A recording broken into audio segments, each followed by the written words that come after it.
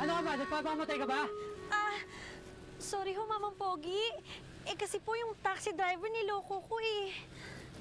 Hindi yan ang tamang rason para humarang-harang ka dito sa daanan. Pwede ka mamatay dito sa ginagawa mo eh. Kaya nga po humihingi ng pasensya eh. Sorry po.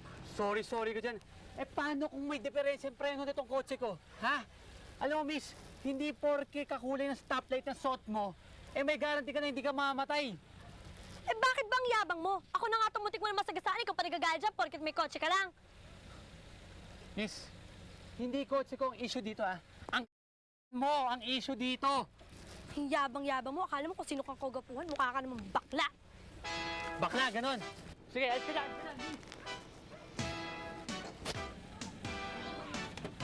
Ka rin pala katulad ng driver eh. Oo nga. Bastos? Bastos! May araw ka rin!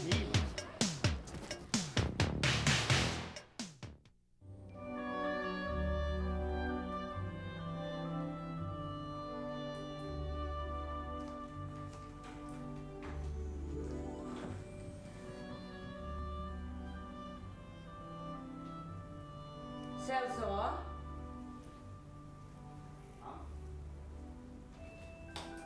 Yung anik mo, dumating na ba galing terminal?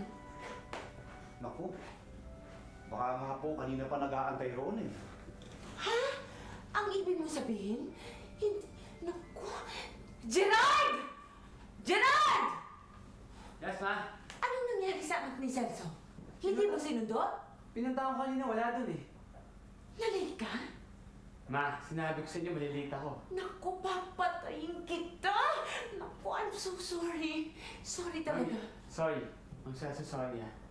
Sinabi ko talaga Naku, paano ba yan? Paano ba ka nandun pa nag-iintay siya? Mabuti po siguro sunduin ko na. Sige, sige. Pakibukas mo muna yung pinto. Opo.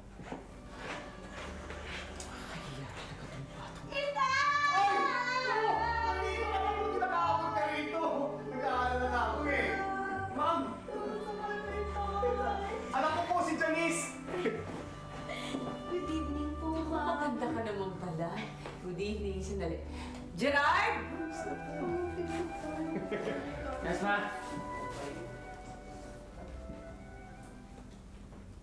Anak ni Celso, si Janice. Ikaw?